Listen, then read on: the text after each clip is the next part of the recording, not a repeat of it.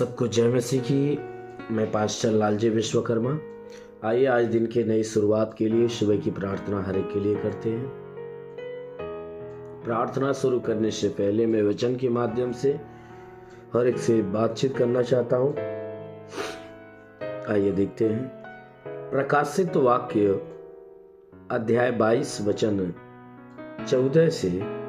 प्रकाशित वाक्य अध्याय 22 वचन 14 से। आइए देखते हैं। धन्य वे हैं जो अपने वस्त्र धो लेते हैं। धन्य वे हैं जो अपने वस्त्र धो लेते हैं, क्योंकि उन्हें जीवन के वृक्ष के पास आने का अधिकार मिलेगा। क्योंकि उन्हें जीवन के वृक्ष के पास आने का अधिकार मिलेगा और वे फाटकों से होकर नगर में प्रवेश करेंगे। और वे फाटकों से होकर नगर में प्रवेश करेंगे, पर कुत्ते और टोन्हे और व्यभिचारी और हत्यारे और मूर्ति पूजक और हर एक झूठ का चाहने वाला और गढ़ने वाला बाहर रहेगा। हालेलुया। मेरे प्यारे भाई बहनों, यहाँ परमेश्वर का वचन हमें बता रहा है, जिसमें परमेश्वर का वचन कहता है कि धन्य है वे, कहता है धन्य है वे जो अपने वस्त्र धो लेते हैं। कहता है कि वे लोग धन्य हैं जो अपने वस्त्रों को धो लेते हैं, क्योंकि उन्हें जीवन के वृक्ष के पास आने का अधिकार मिलेगा। मेरे प्यारे भाई और बहनों, यहाँ परमेश्वर का जो वचन हमें बता रहा है कि धन्य वे हैं जो अपने वस्त्र धो लेते हैं, अपने वस्त्रों को धो लेते हैं जो गंदगी से भरे हुए हैं। तो किस वस्त्र की बात किया है? क्योंकि यहाँ वचन में लिखा गया है जो बातें कि धन्य वे हैं जो अपने वस्त्रों को धो लेते हैं, यानी धन्य है वह व्यक्ति जो अपने पिछले जीवन में जो पाप किया है, यानी यीशु मसीह को जब वह ग्रहण किया उसके पहले बचपन से लेकर आज तक जो भी पाप किया, जो कोई मनुष्य उन सारे पापों को यीशु के नाम से अगर उसे स्वीकार कर लेता है, जो कोई व्यक्ति अपने सारे पापों को यीशु के नाम से स्वीकार करता है, कबूल करता है और उसके बाद माफी मांगता है, क्षमा मांगता है, वचन कहती है कि जो कोई व्यक्ति अपने पापों का अंगीकार करता, पश्चाताप करता है और अपने पापों को क्षमा मांग लेता है, तो वचन कहती है कि वह व्यक्ति धन्य है। क्यों? क्योंकि वह अपने वस्त्र को धोने का काम करता है, यानी अपने आप को पाप रूपी गंदगी से धोने का काम करता है। क्योंकि पाप रूपी गंदगी किस चीज से धुलेगी? यीशु के नाम से।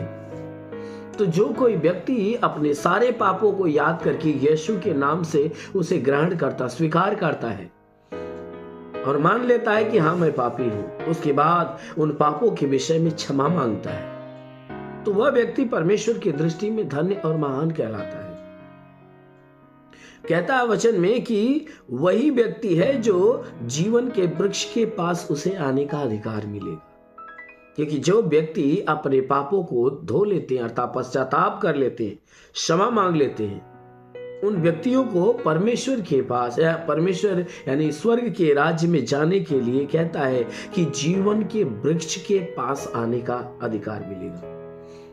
उन्हीं लोगों को सिर्फ जीवन के वृक्ष के पास जाने का अधिकार मिलेगा कि जो अपने पापों का पश्चाताप करेंगे, पाप से मन फिरा लेंगे और बुराई को त्याग कर भलाई के मार्ग पर चल लेंगे। उन्हीं को सिर्फ अधिकार मिलेगा कि वह जीवन के वृक्ष के पास जाएं और उसके फल को ग्रहण करने पाए। वचन कहता है कि ऐसे लोग फाटकों से होकर नगर में प्रवेश करेंगे यानी कि जो लोग अपने वस्त्रों को धो लेंगे, अपने पापों का पश्चाताप करेंगे, अंगीकार करेंगे, उन्हें जीवन के वृक्ष के पास आने का अधिकार मिलेगा। और वे लोग क्या करेंगे? फाटकों से होकर प्रवेश करेंगे। किस फाटक से? स्वर्ग के फाटक से, जिसके विषय में बाइबल कहती है कि खटखटाओगे तो तुम्हारे लिए खोला जाएगा। क्योंकि स्वर्ग के द्वार से वे प्रवेश करेंगे। स्वर्गीय उनके लिए स्वर्ग का फाटक खोला जाएगा और वह उसके द्वारा प्रवेश करेंगे और उस जीवन के वृक्ष के पास जाएंगे, क्योंकि उनके लिए वह द्वार खोल दिया जाए। इसलिए मेरे प्यारे भाई बहनों, कहता है कि वह व्यक्ति धन्य है जो अपने पापों का अंगीकार करता, पश्चाताप कर लेता, क्षमा मांग लेता है। कहता है कि परंतु जितने कुत्ते हैं, टोन्हे हैं, व्यभिचारी हैं, हत्यारे हैं और मूर्ति पूजक हैं और हर एक झूठ का चाहने वाला और झूठ का गढ़ने वाला, कहता है वह भीतर नहीं जाने पाएगा। परंतु जो अपने पापों से मन फिराएगा, पश्चाताप करेगा, अपने आप को पवित्र बनाएगा, वही फाटकों से होकर भीतर प्रवेश करेगा और जीवन के वृक्ष का फल खाने पाएगा। लेकिन कहता है जितने कुत्ते हैं, यानी बुरे बुरे काम करने वाले, जितने बुरे काम करने वाले, जितने परमेश्वर के विरोध में होकर जीवन जीने वाले हैं, कहता है कुत्तों के समान जीवन जीने वाले, टोना करने वाले, व्यभिचार का काम करने वाले, हत्या करने वाले, मूर्ति पूजा करने वाले और हर एक का झूठ गढ़ने वाला, यानी झूठ को जो पसंद करता है और झूठ बोलना पसंद करता है और जो झूठा जीवन जीना पसंद करता है, झूठ की सारी चीजें जो पसंद करता है और झूठ गढ़ता भी है, कहता ऐसे लोग उस फाटक से प्रवेश नहीं करेंगे, परंतु वे फाटक से बाहर कर दिए जाएंगे। इसलिए मेरे प्यारे भाई बहन, यदि आप स्वर्ग के राज्य में प्रवेश करना चाहते हो, अपने आप को पवित्र करिए, अपने वस्त्रों को धो लीजिए, अपने पापों का पश्चाताप करिए, परमेश्वर के सामने घुटने टेक कर क्षमा मांगिए। जरूर है कि आपको स्वर्ग के राज्य में प्रवेश कराया जाएगा। आमीन। इसलिए आइए आंखों को बंद करिए, पूरे विश्वास से भर जाइए। मैं आप सभी के लिए प्रार्थना करने जा रहा हूं। प्रभु जरूर है कि आपको छुएगा और आपको चंगा करेगा। धन्यवाद करता हूँ मेरे प्रभु परमेश्वर, सृष्टि के मालिक, धरती पे अन्न उपजाने वाले परमेश्वर, तेरा धन्यवाद त्रिमीमा करता।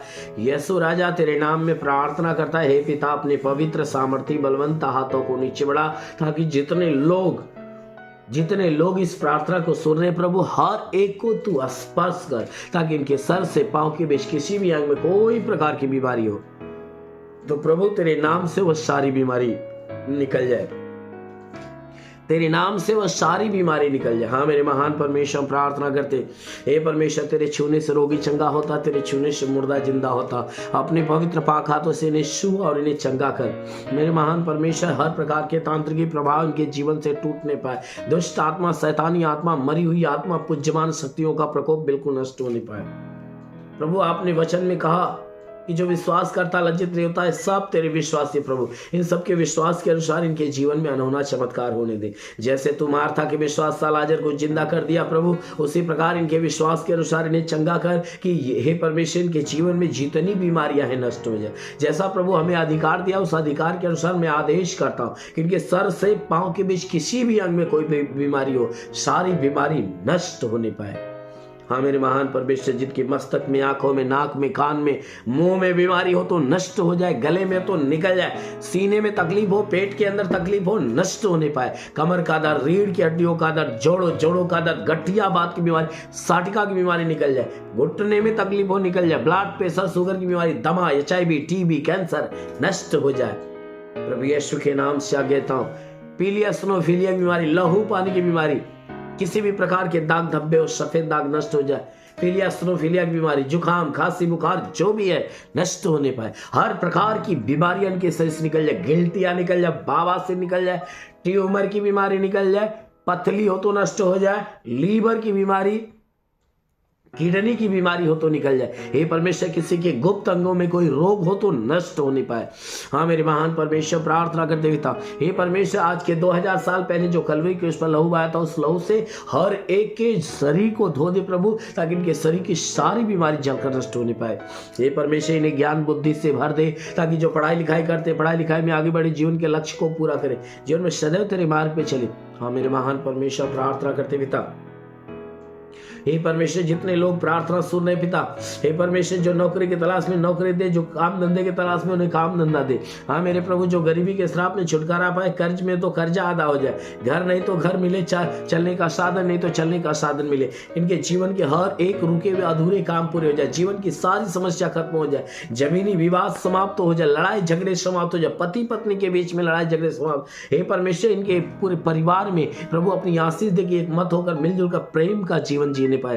हे परमेश्वर, जितने तेरे सेवा करने वाले लोग हैं, उनके सेवकाई के क्षेत्र पे आशीष दे प्रभु, ताकि उनकी सेवकाई दिन प्रतिदिन बढ़ती जाए। हाँ मेरे महान परमेश्वर, प्रार्थना करते पिता, हर एक को अपनी पवित्र आत्मा से भर। रीगा परंदुल सबरबा से के रिंदुल रेबा हो रीगा बाबा बा संदलबा से करेंदिली अबलबा सबलबा से केरबा संदु सबरबा। ओ महान परमेश्वर, तेरे स्वर्ग की महिमा हर एक के ऊपर उतरे और हर कोई महिमा के सामर्थ्य में भर नहीं पाए। आत्मिक ज्ञान बुद्धि दान वरदान से इन्हें भर, ताकि आत्मा में आगे बढ़े और आत्मा में हमेशा भरते जाए। हाँ मेरे प्रभु, हम प्रार्थना करते, शैतान की सारी युक्तियां योजनाएं इनके जीवन से नष्ट हो जाए। मेरे महान परमेश्वर, प्रार्थना करते पिता, हे परमेश्वर, तेरा साथ हर एक के साथ, तेरा हाथ हर एक के सर पे बना रहे प्रभु। हम प्रार्थना करते, इस प्रार्थना को जितने लोग विश्वास से रिसीव कर रहे हैं प्रभु, यीशु के नाम में उनके जीवन में एक बड़ा चमत्कार होने जा रहा है। अभी यीशु के नाम से घोषणा करता हूं, अभी यीशु के नाम से घोषणा करता हूं, जितने लोग विश्वास से रिसीव कर रहे हैं उनके जीवन में एक नया चमत्कार होने जा रहा है, उनके जीवन में नई चंगाइयां आने जा रही है, उनके जीवन में नया काम होने जा रहा है।